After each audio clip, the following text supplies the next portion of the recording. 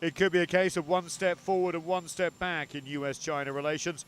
The big step back is the Biden administration bowing to domestic pressure to ask U.S. intelligence agencies to look into the much debunked theory that COVID-19 was accidentally leaked from a Chinese lab.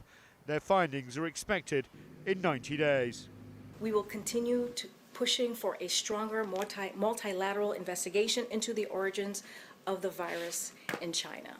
And we will continue to press China to participate in a full, transparent, evidence-based international investigation with the needed access to get to the bottom of a virus that's taken more than 3 million lives across the globe.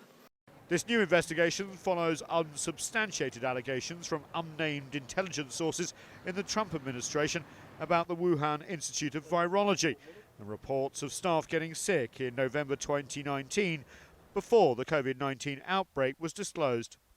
The allegations, widely published in US media, run counter to the preliminary conclusions of the World Health Organization's task force that visited Wuhan in February.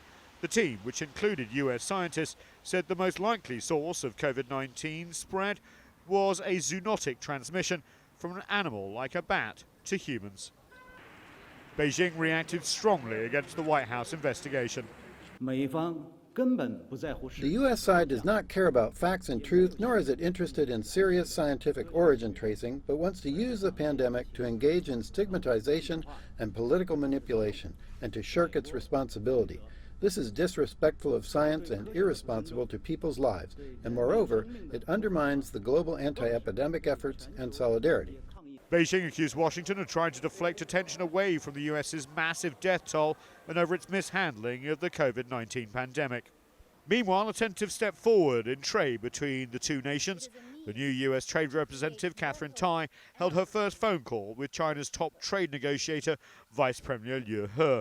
Both sides issued statements using the word candid to describe the meeting and said they would stay in touch.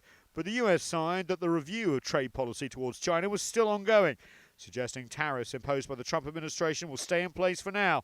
Neither side gave any timeline for further discussions. And while it's good to see the US and China talking on trade, way forward, well, tenuous at best. While this announcement of this intelligence investigation into COVID-19, well, it's likely to cast yet another shadow on a very troubled relationship. And the fact that the US is choosing to rely on its intelligence agencies, which, let's face it, have a history of mistakes and also misrepresentation of intelligence for political purposes, well, that could be another problem going forward too. Nathan King, CGTN, Washington.